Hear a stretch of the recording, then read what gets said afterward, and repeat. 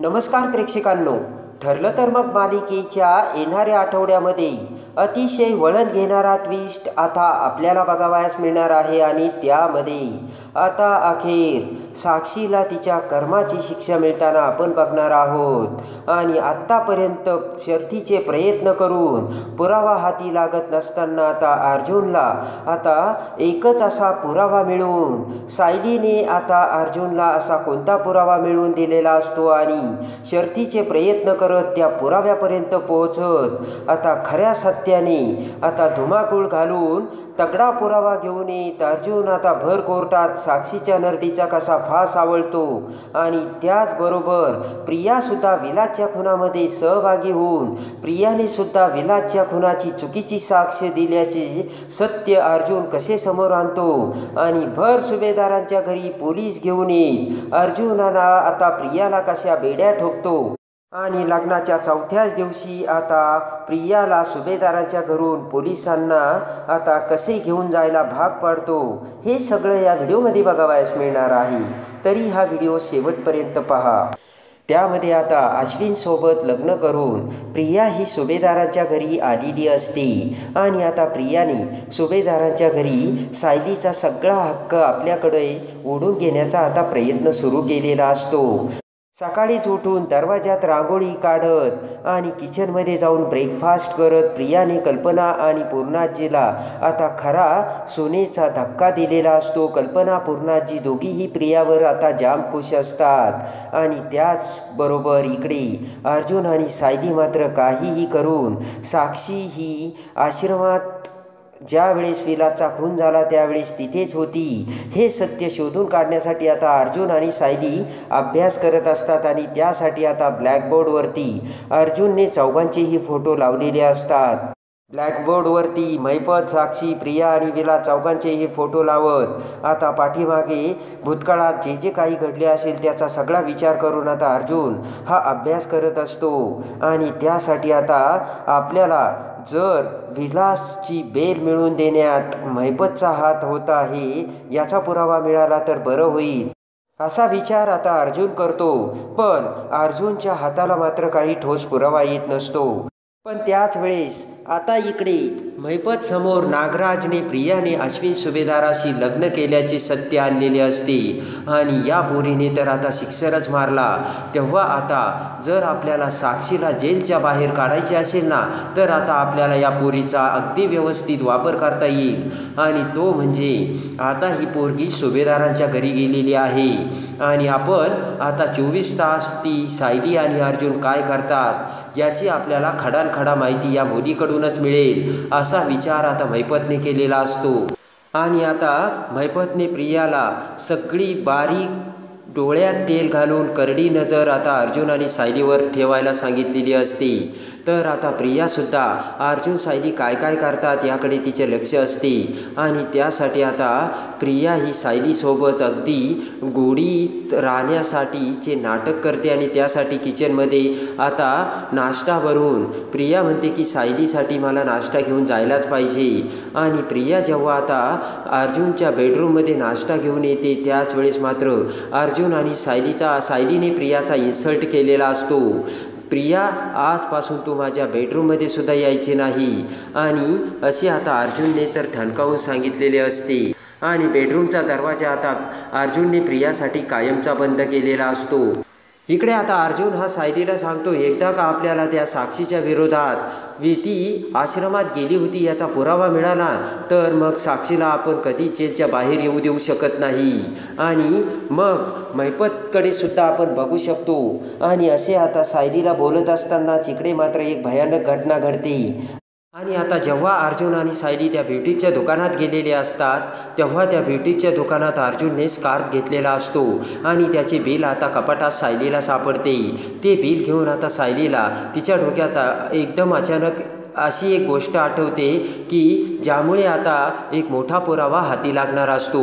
ते बिल आणि तो स्कार्फ घेऊन सायली आता अर्जुनकडे येते आणि म्हणते की हे बघा, तुम्ही माझ्यासाठी हा जो स्कार्फ घेतला होता ना त्याचे हे बिल आणि त्याची कार्बन कॉपी ही त्या ब्युटी कॉलेजच्या दुकानातच असेल आणि साक्षीने जर तो सोन्याचा पीस त्याच दुकानातून घेतला असेल तर त्याची कार्बन कॉपीसुद्धा त्या दुकानात असायलाच हवी. तर आता अर्जुनला सायलीचं म्हणणं पटलेलं असतं आणि लगेच आता अर्जुन म्हणतो, बरोबर आहे मिसेस सायली, जर साक्षीने तो सोन्याचा पीस त्या दुकानातून खरेदी केला असेल तर त्या बिलाची कार्बन कॉपी आपल्याला तिथे मिळायलाच हवी असे आता अर्जुनच्या लक्षात आलेले असते. आणि ताबडतोब आता अर्जुन आणि सायली त्या ब्युटीकॉलेजच्या दुकानात पुन्हा यायला निघालेले असतात. सायली म्हणते की बघितलं ना, ती ब्युटीकॉली आपल्याशी खोटं बोलत होती आणि ती आता बिल देते, म्हणजे आता आपल्याला आपल्या हातात जर बिल येत असेल तर त्याची कार्बन कॉपी नक्कीच त्यांच्याकडे असायलाच हवी आणि तिने आपल्याला फक्त 6 महिन्याचे ती रेकॉर्ड ठेवते हे खोटं सांगितलं अर्जुन सर.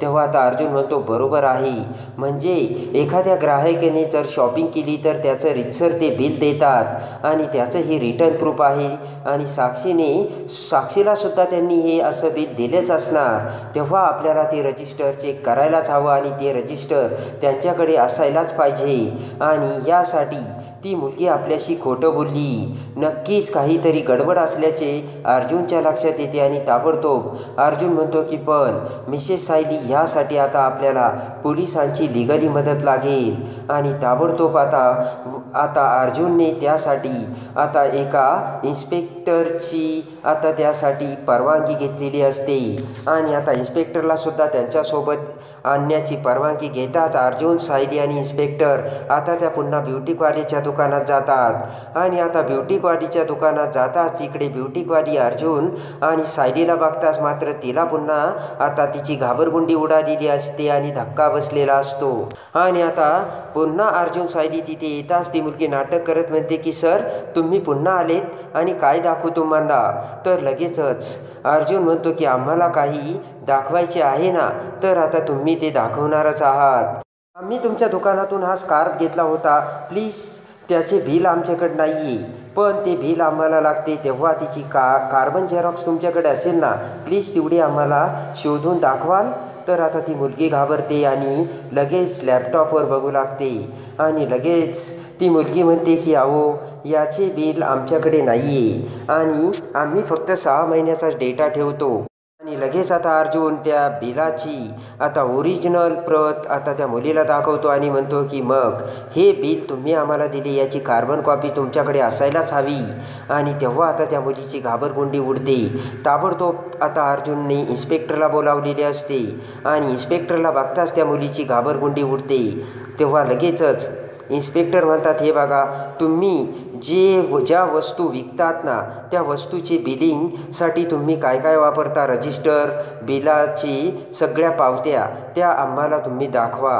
तर आता लगेचच इन्स्पेक्टरचा आदेश येताच ती मुलगी घाबरती आणि तिचे रजिस्टर आता बाहेर काढते आणि त्यानंतर आता सगळे रजिस्टर आता अर्जुन आणि सायलीने त्या मुलीकडून मिळवलेले असतात आणि 2 वर्षापूर्वी साक्षी इथे आली होती की काय आणि तिने तो सोन्याचा तुकडा खरेदी केला होता की काय याचे बिल आता दोघेही बघू लागतात आणि अखेर साक्षीच्या नावाचे ते सोन्याच्या तुकड्याचे बिल आता अर्जुन आणि सायलीने शोधून काढलेले असते आणि ते बिल बघताच इकडे मात्र आता त्या मुलीची घाबरगुंडी उडते आणि अर्जुन ते बिल दाखवत त्या मुलीला म्हणतो, हे काय आहे.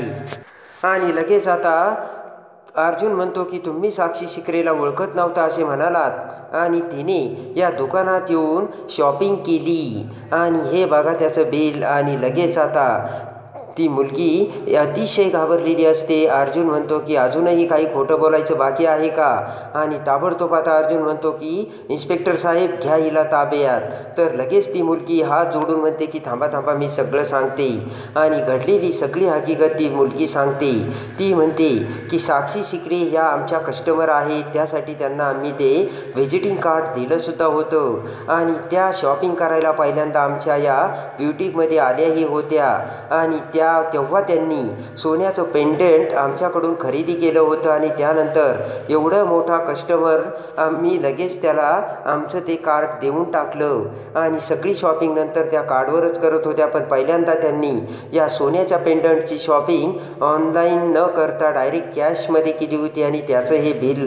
आणि त्यानंतर साक्षी शिकरे यांनी आम्ही या दुकानात शॉपिंग करायला आलो होतो हे कुणालाही सांगायचं नाही असे आम्हाला बजावले होते. तेव्हा नाविलाजाने आम्हाला हे सगळं असं वागावं लागल्याची ती मुलगी बोलते. अर्जुन म्हणतो की ठीक आहे, पण आता तुमची खैर नाही, कारण तुम्ही आमच्याशी खोटं बोललात. तर ती मुलगी आता गयावया करू लागते. अर्जुन म्हणतो की त्यासाठी तुम्ही आता आम्हाला हे जे सगळं काही सांगितलं ते तुम्हाला कोर्टात येऊन सांगावं लागेल, तरच तुम्ही यातून तुमची सुटका होईल. तेव्हा आता ती मुलगी तयार होते आणि ताबडतोब ते बिल घेऊन अर्जुन आणि सायली तेथून आता निघून येतात. इकडे अर्जुन आणि सायलीच्या हातात आता सगळ्यात मोठा पुरावा लागलेला असतो आणि ते बिल घेऊन येताच इकडे आता ताबडतोब अर्जुनने पुढची सुनावणी बोलावलेली असते. इकडे मात्र ज्या वेळेस आता आपल्याला ती कार्बन कॉपी मिळेल हे लक्षात येता सायली ही मधुभाऊंची भेट घेऊन मधुभाऊंना आता सायलीने सांगितलेले असते की हे बघा मधुभाऊ, आता तुम्ही लवकरच सुटणार आहात, कारण यांना आता खूप काही महत्त्वाचे पुरावे मिळालेत आणि त्या पुराव्यावरती आता आम्ही अभ्यास सुरू केला आहे.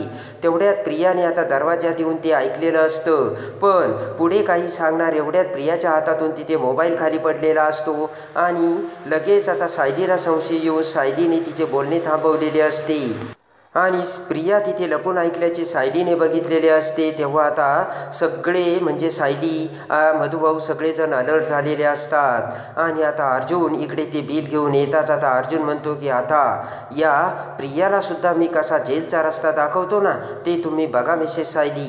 ताबडतोब आता अर्जुन हा कोर्टात सुनावणी बोलावतो. सुनावणी बोलावताच इकडे आता महिपतचे धाबेदार आणलेले असतात, सगळेजण आता कोर्टात आलेले असतात. ताबडतोब आता जेलमध्ये असलेली साक्षीला कोर्टात हजर केले जाते. साक्षी येताच आता महिपत सगळ्यांना मोठा धक्का बसलेला असतो आणि त्यानंतर अर्जुन आता साक्षीला विटनेस बॉक्समध्ये बोलावतो. साक्षी आता विटनेस बॉक्समध्ये येऊन साक्षी आता अर्धमेली झालेली असते. आता अर्जुनने कोणता पुरावा आणला असेल आणि काय झालं असेल याचा आता थांगपत्ता कुणालाही लागत नसतो. ताबडतोब अर्जुन आता साक्षीसमोर येतो आणि साक्षीला म्हणतो की मी तुम्हाला आता एक गोष्ट सांगतोय, तुम्ही त्या गोष्टीकडे बारकाईने लक्ष द्या. असे म्हणत अर्जुन त्याच्या खिशातून तो सोन्याचा पीस बाहेर काढतो आणि म्हणतो की साक्षी, तुम्ही या सोन्याच्या पीसकडे बारकाईने लक्ष द्या आणि मला सांगा, हा सोन्याचा तुकडा तुमचाच आहे का? साक्षी म्हणते माझा सोन्याचा तुकडा कसा असेल?